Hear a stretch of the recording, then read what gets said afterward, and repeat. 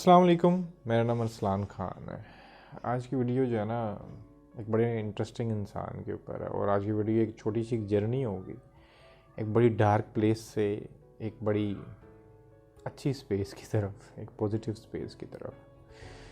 क्योंकि आज हमने बात करनी है एक बहुत अच्छा राइटर, एक ज़बरदस्त किस्म का जो है ना नॉवलिस्ट और बेहतरीन ज़हन 20th सेंचुरी का। उसका नाम था फ्रांस काफ्का।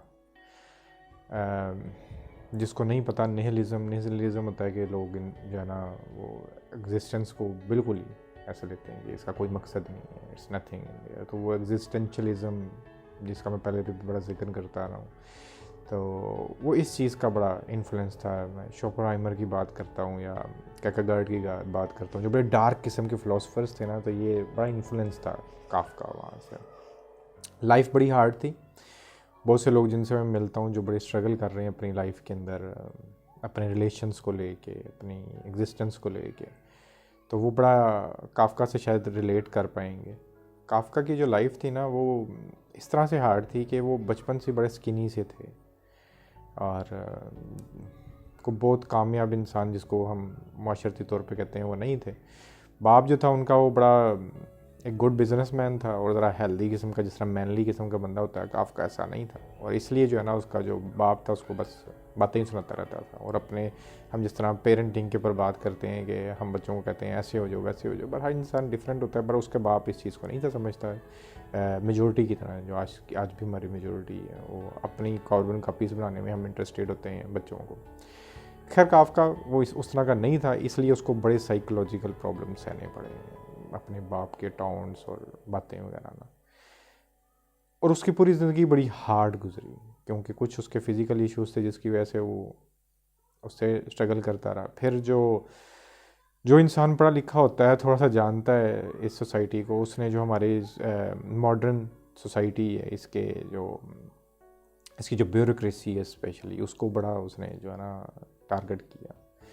मतलब और उसका मतलब बार बार इस चीज़ को कहना कि बड़ा नाउमीदी उसके अंदर आपको नज़र आएगी और बड़ी हार्श रियलिटीज़ के। उसका एक बड़ा शॉर्ट स्टोरी थी मेटामॉर्फोसिस।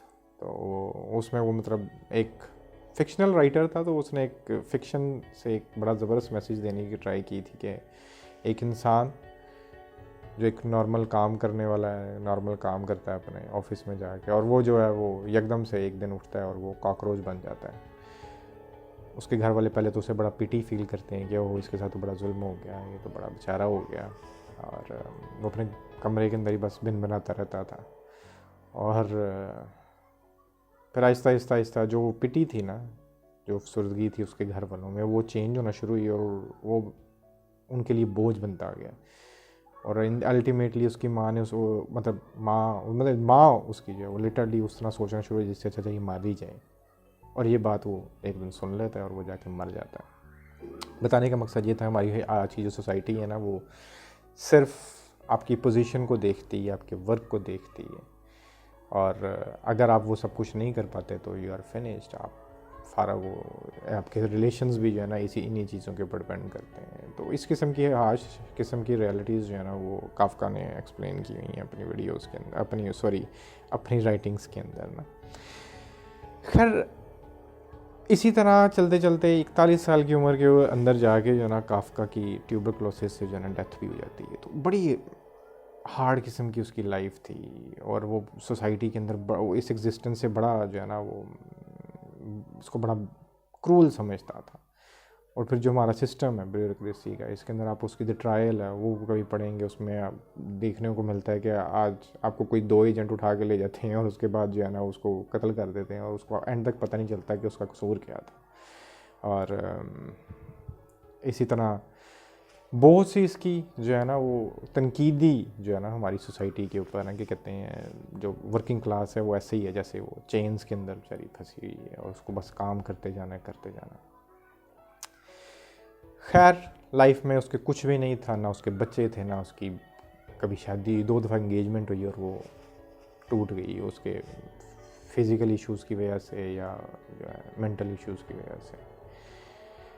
बट काफ्का की जो है ना जो आज हमने चीज़ शेयर करनी है ना, वो बड़ी खूबसूरत है। जो मेरी आज की वीडियो का मौजू है, जो हमें याद करना है, मैं अक्सर लोगों से बात करता हूँ, लोग बड़े डिसहार्टेड होते हैं, बड़े दुखी होते हैं, स्पेशली वो लोग जो किसी इंसान में या किसी चीज़ में समटाइम इन्वेस्ट करते हैं, अपना लव इन्वेस्ट करते हैं और हार्ट ब्रोकन रहते हैं। अल्टीमेटली वो इंसान ना मिल पाए, वो चीज़ खो जाए या कुछ भी। तो इसके ऊपर ना बड़ी खूबसूरत एक छोटी सी स्टोरी है, ट्रू स्टोरी है काफका की लाइफ की। काफका ना एक पार्क में वॉक करने जाता होता था। वहाँ पर ना एक दिन उसने देखा कि एक बच्ची ना बैठी साइड पे रो रही थी। काफका उस बच्ची के पास जाता है और उससे पूछता है कि क्या हुआ। वो बच्ची उससे बोलती है कि मेरी जो डॉल है ना, मेरी जो गुड़िया है, जिससे मैं बहुत प्यार करती हूँ, वो खो गई है, तो मुझे वो मिल नहीं रही। काफका उसके साथ जाके उसको ढूंढने की कोशिश करता है। दोनों, बच्ची और काफका दोनों जो है ना, वो डॉल को ढूंढने की कोशिश करते हैं, बट उसको, उन दोनों को डॉल नहीं मिलती।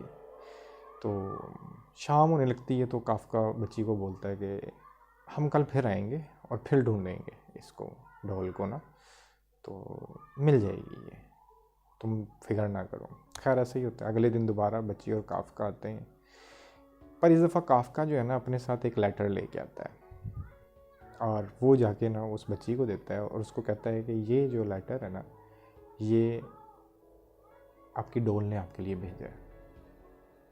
बच्ची वो लेटर पढ़ती है और लेटर के अंदर मेंशन किया होता है उसकी डॉल की तरफ से कि मैं अफसोसदा हूँ कि मुझे जाना पड़ा, बट मुझे ना असल में दुनिया देखनी थी, तो मैं अपने एडवेंचर्स, अपनी ये सारी चीज़ें जो है ना तुम्हारे साथ शेयर करूँगी विद लेटर्स ना, तो तुम फिक्र नहीं करना, मैं तुम्हारी प्यारी डॉल दुनिया के सफ़र में निकली गई है, ठीक है, तो जहाँ जहाँ मैं जाऊँगी तुम्हें बताती जाऊँगी।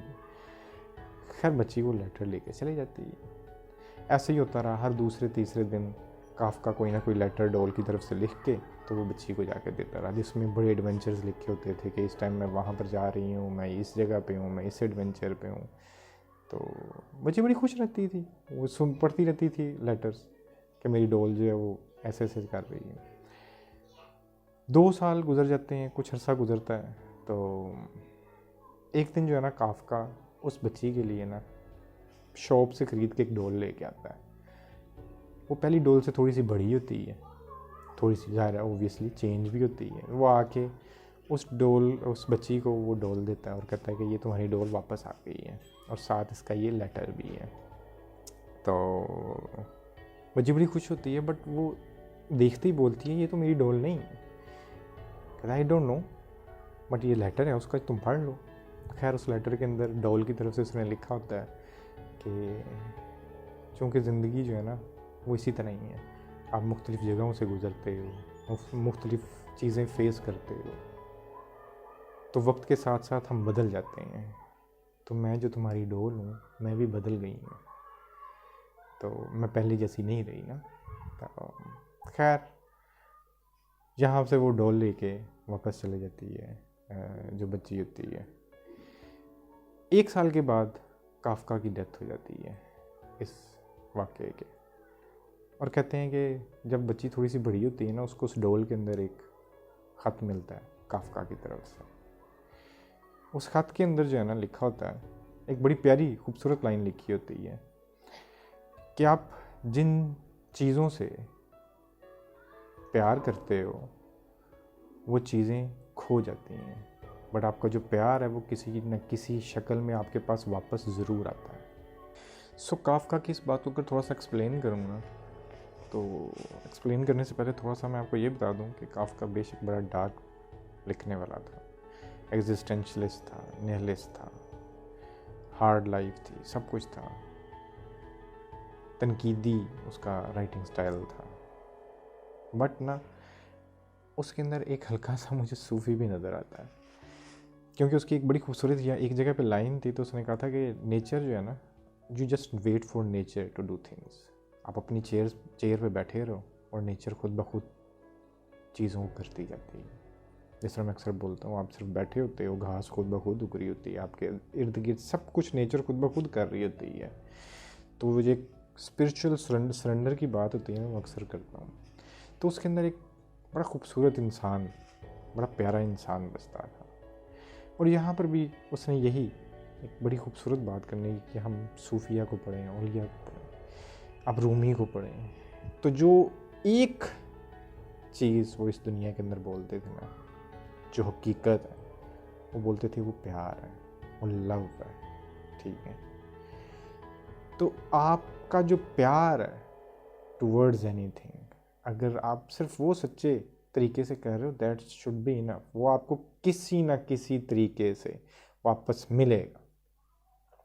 आपकी ये जो है ना, वैसे तो मैं किसी भी रिलेशन में किसी चीज़ के अंदर जो है ना वो बिज़नेस करने के हक़ में नहीं हूँ वही, और हम यहाँ पे बिज़नेस ही करते हैं, बचपन से मैं यही प्रॉफिट लॉस ही सिखाया जाता है। तो हमने इतना प्यार किसी को दिया, इतना में रिप्लाई मिलना चाहिए, फलां होना चाहिए, टिमकना, ये जो है ना ये बिज़नेस हम करते रहते हैं। But if you really want to invest, तो सिर्फ आपको अपने प्यार पे इन्वेस्ट करना चाहिए। और आखिरी चीज़ ये, वो महबूब बन के नहीं, वो आशिक बन के। मेरी एक अपनी, मुझे एक अपनी वो, बट ज़्यादा तो लिखता नहीं हूँ मैं खुद से, बट मैंने एक सेइंग थी, तो उस पर इसको ख़त्म करता हूँ। तो मैं उसमें बोलता था कि अपने आप से इश्क में इस हद तक मुब्तला हो जाओ कि दुनिया की हर चीज़ से आपको इश्क हो जाए। तो एक चीज़ जो आपने अपने अंदर रखनी है टूवर्ड्स एवरीथिंग, वो है प्यार। और वो कभी आपका लॉस नहीं करता, वो कभी आपका ज़ाया नहीं होता।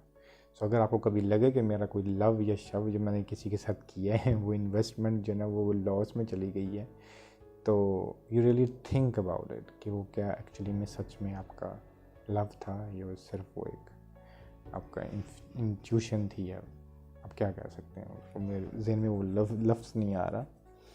तो अगेन यहीं पे इसको ख़त्म करता हूँ। तो रदर हम हार्ट ब्रोकन हों किसी चीज़ के ऊपर, ऑब्वियसली हम किसी चीज़ के साथ कभी अटैच हो जाते हैं, हमारी जो है आइडेंटिटी, हमें आदत होती है चीज़ों के साथ जोड़ने में। तो in that case as well, आप नेचर का वेट करो। आपका जो प्यार है वो कभी रहेगा नहीं जाता, आपको किसी न किसी शेप में, किसी न किसी तरीके में वापस ज़रूर मिलेगा। आज के इतने पे काम था, इंशाल्लाह फिर बात होगी। अल्लाह हाफ़िज़।